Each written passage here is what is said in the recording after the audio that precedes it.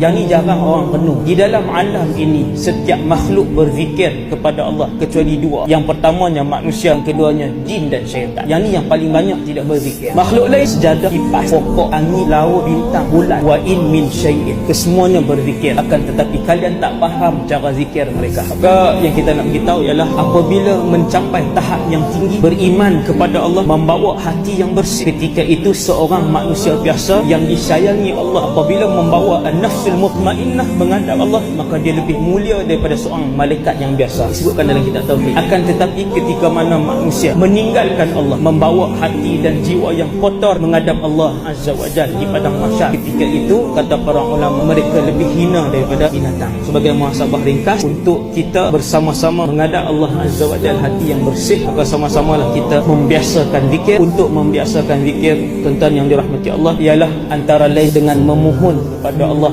supaya Allah sentiasa menggerakkan hati dan lidah kita untuk memuji Allah Subhanahu wa taala.